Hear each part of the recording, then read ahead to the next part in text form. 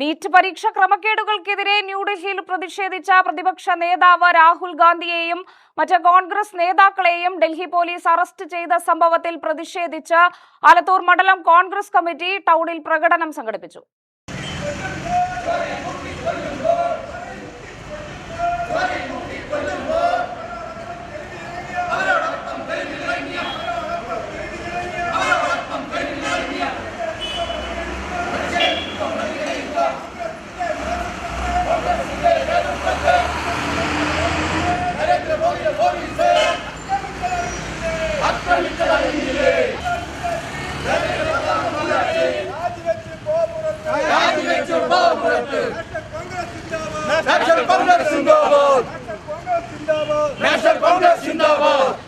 പ്രതിഷേധ പ്രകടനത്തിന് ശേഷം നടന്ന പൊതുയോഗം Alathur block Congress president K V Kannan ഉദ്ഘാടനം ചെയ്തു.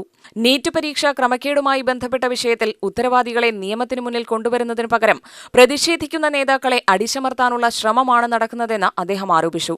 പ്രതിഷേധങ്ങളെ തടയാനുള്ള ശ്രമങ്ങൾ അംഗീകരിക്കാനാകില്ലെന്നും അദ്ദേഹം പറഞ്ഞു. കേന്ദ്ര സർക്കാർ പ്രതിപക്ഷത്തിന്റെ ശബ്ദം അടിച്ചമർത്താൻ പോലീസിനെ ദുരുപയോഗം ചെയ്യുകയാണ്. ജനാധിപത്യ മൂല്യങ്ങൾ സംരക്ഷിക്കുന്നതിനായി കോൺഗ്രസ് ശക്തമായ ജനകീയ പ്രതിഷേധങ്ങൾ തുടരുമെന്നും അദ്ദേഹം പറഞ്ഞു.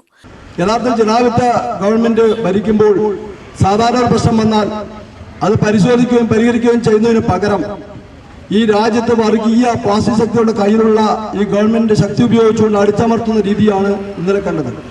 യഥാർത്ഥത്തിൽ നീറ്റ് പരീക്ഷ ബന്ധപ്പെട്ട് ഒട്ടനവധി ആശങ്കകളുണ്ടായിട്ടും അത് ചർച്ച ചെയ്യാതെ പ്രധാനമന്ത്രി ഒരു മന്ത്രിയെ ഉപയോഗിച്ചുകൊണ്ട് ഈ എന്ത് സംഭവിച്ചാലും ഈ രാജ്യം കത്തിയാലും കുഴപ്പമില്ല, ഈ രാജ്യത്ത് നിങ്ങൾ അടിയുറ വയ്ക്കില്ല, ചർച്ചയ്ക്ക് തയ്യാറല്ല എന്നാണ് ഈ ഗവൺമെന്റ് പറയുന്നത്. ഇത്തരം ഗവൺമെന്റുകളാണ് ഈ രാജ്യത്ത് ഭരിക്കുന്നതെങ്കിൽ നാട്ടിലെ ആളുകളുടെ സ്ഥിതി എന്താവും? അത്തരം ഒരു പോക്ക് ഗവൺമെന്റ് നല്ലതാണോ? കഴിഞ്ഞ കാലത്ത് രാഹുൽ ഗാന്ധി ഒട്ടനവധി വിഷയങ്ങൾ പല ബില്ലുണ്ടെങ്കിലും അതിന് മറുപടി ഒളിച്ചോടുകയും ചെയ്യുന്ന പ്രധാനമന്ത്രിയാണ് നമ്മുടെ നാട്ടിൽ.